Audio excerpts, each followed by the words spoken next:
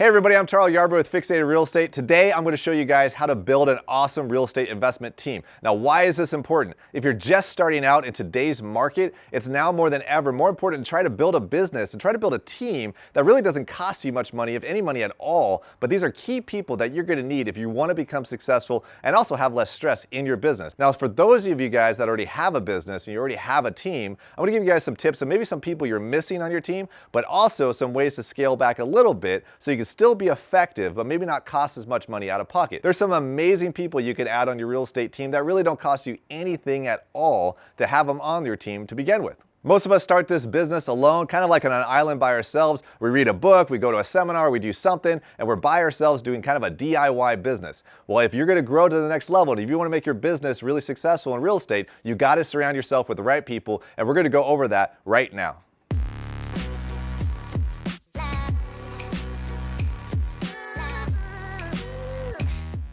Okay, so when we're starting out this business, we're usually by ourselves, like I said. We're on an island, we just sat there, we just learned a lot about wholesaling or flipping or whatever, or maybe we have a full-time job and we have extra money that we want to invest. Now, when we're doing this by ourselves, this business is tremendously challenging. There's a lot of experts out there, there's a lot of professionals out there that we should be adding onto our team from day one before you even start buying anything. And these are people that are designed to help you in your real estate investment career. And the best part about all of it is that these people are free until you actually produce something, until you actually buy a deal or actually need them to do some sort of transaction with you. It's fantastic. Now, later in the video, I'm going to go over people that you should add onto your team once you actually can afford them. There are some staffing positions, there are some professionals that you do need on your team as you grow your business that are going to cost you some money on a regular basis. And I'll go over those people towards the end. Very important people, both sides of the equation. So who do you need first that costs you nothing unless you use them? The very first person, almost everybody knows they need this person, but I want to go over it a little bit more, and that's a good real estate agent.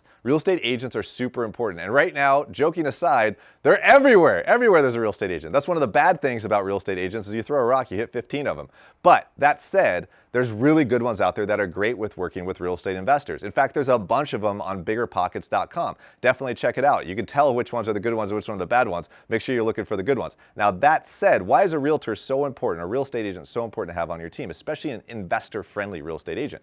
It's super important because these are the people that when you don't know anything about how to comp a property, do a comparable, or figure out what the ARV is after repair value, or whether or not the as-is price on a property is the right price, real estate agents, that's what they're really good at, or the good ones are really good at. So when you find a property, whether you're sourcing it yourself, right, or you sourcing it from other people, you should have a team of a handful of real estate agents right out from the beginning and find the ones that like you the most. So if I was to start out in a brand new market from scratch, the first thing I would do is I would find 3 to 5 solid real estate agents that were either referred to me, that were solid on BP, somebody that actually like introduced me somehow, met them at a networking medium, but they were strong real estate agents that are used to working with real estate investors. So why get 3 to 5 right off the bat? 3 to 5 right off the bat because I don't know which ones are actually the really good ones until I start putting them to work. So let's say I'm working with the second person I need on my team, which is a wholesaler. One of those wholesalers sends me a deal. I'm going to want a realtor to double check the math that knows that market specifically. They could tell me, hey, this property is priced too high, you shouldn't buy it. Or they could tell me the after repair value, if I do a certain amount of repairs, is going to be worth X. The only way you get around that is if you believe you're good enough to be able to do your own comparables and do your own market analysis for those deals. Now, if you're like me, when I first started out, I didn't know anything. So I had to rely on the expertise of these real estate agents and became integral parts of my team. And still today, real estate agents are one of the most integral parts of my business to make sure that I'm buying the right properties for the right price and repairing them to the level that they need to be to get the right ARV. So the second person I mentioned already, wholesalers. Wholesalers are key if you want to find off-market deals besides just real estate agents. Real estate agents can find pocket listings, they can find properties that maybe they tied up for listing-wise, but wholesalers out there doing direct-to-seller marketing, and they're trying to find sellers to sell properties at a discounted price, preferably, and they're selling directly to an end buyer, such as myself or yourself. Now, if you're working with wholesalers like I did for years, here's the key with working with them though. One is not good enough because a good wholesaler might only do a couple deals a year and you might not get all of them. You might only get one of them.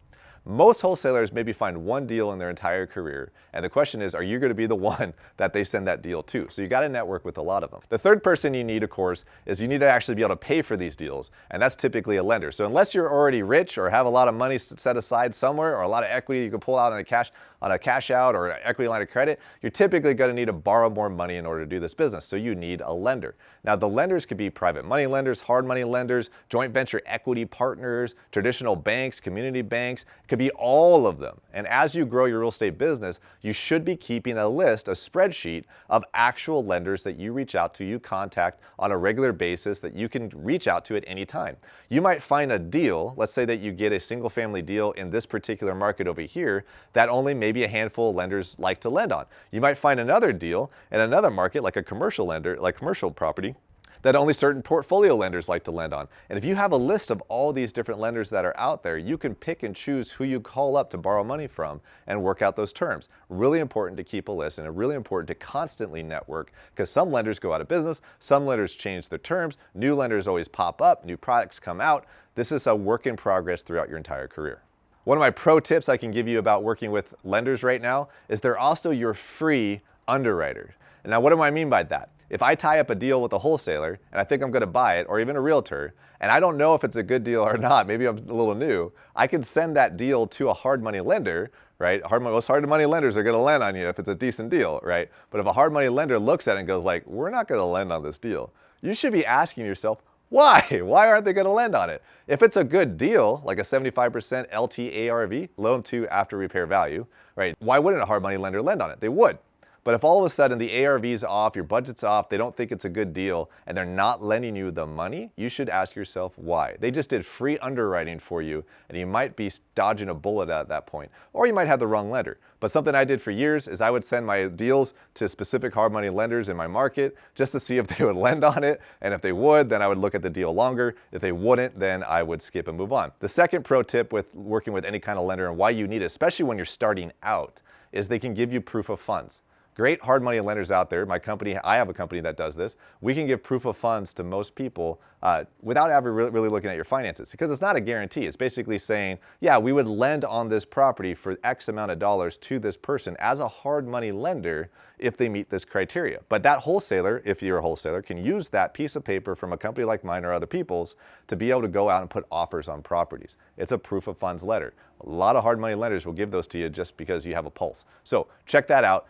You might be able to use that for your business. The fourth person that you should have on your team is your title agent, title representative. Now, depending on what side of the country you live on, you have title reps mostly on the West Coast that also do escrow. And then on the East Coast, you have closing attorneys instead of escrow agents most of the time, most states. And then there are still title insurance reps. Now, this might change depending on what side of the world you're in and what state you're in, depending on how you close your deals. So either way, I'm going to bundle a few people into one. You need a great escrow closing agent or attorney closing, depending on what state you're in, and you need a great title rep, which that changes depending on what state you're in. So sorry for the confusion on this. But case in point, on the West Coast and a lot of the middle states, they use escrow closing agents. You have to have a great one, especially if you wholesale deals, especially if you invest. You need an escrow company or a closing attorney that knows how to work with real estate investors. If they're just your mom and pop, deal with everyday conventional loan, end users, people that are going to live in the home type of title and closing agency, that's going to give you so many pains in your business that I can't even list them all out in this video because there's a lot. So find one. They are worth their weight in billions of dollars. Trust me, when you build this business. Great escrow and closing attorneys are so important in this business. Now, depending on the state you're in, who's the one that interacts with the realtor? In my state, in Washington, and California, and Nevada, and Arizona, all the different states I've invested in over the years, they all use title reps that go out there and source realtors and investors like myself to network with them to tell them to bring their business to their title agency, Fidelity, First American, whatever, right? They're all out there. So why do I say network with them? Those people, that title rep is paid a lot of money to do everything they can to find out who the top producers are in their areas and then become best friends with them. So if you're a real estate investor and you meet one of these title agents, they want to meet you too because you might do a deal. Trust me, they're going to talk to you. They like you, right? And if you say, who's the best realtors you know that work with investors and that do volume, they're going to know who those people are. I found some of my best connections dealing with title agents and escrow attorneys. So use that, it's huge. And of course, the next person you're going to need is contractors. And I don't mean just a contractor, you're going to need lots of contractors in your career. This is a rotating door. Sometimes you get really lucky, you find a good general contractor that's going to be with you for years. I had an awesome one for years and years and years, and I loved him to death. And still to this day, if he called me, I would do anything for him. But he grew so big through my business, which I love, and he started doing his own properties. He's now an investor, and he doesn't work for other people. He does his own thing. Well, nothing wrong with that, but it's a rotating door. So I always have to have more contractors coming in. Why contractors are also important for you to have on your team is that if you don't understand rehab, then you need to go get bids and get people to go out there and help you build scopes of work and so forth for your projects. Now, these are typically free, but sometimes if you get some really busy contractors, you might have to pay them a little bit to be able to give estimates for you. That's rare. In today's market, the way the market's headed, I think contractors are going to get freed up a little bit, and you should have no problem finding more contractors to bid your jobs for you, which help you figure out if the deal is good or not. Now, I'll put in the contractor subnote that a homeowner inspector is also a good person to have on your team as well. You don't have to do anything with them unless you're ready to have a house inspected, but it does cost you money to do that. The way you can get the most value out of that, though, is that you walk the house with the homeowner inspector when you're doing it, and you have your notepad with you, and you take lots and lots and lots of notes. I did this very early in my career when I needed to learn rehab better.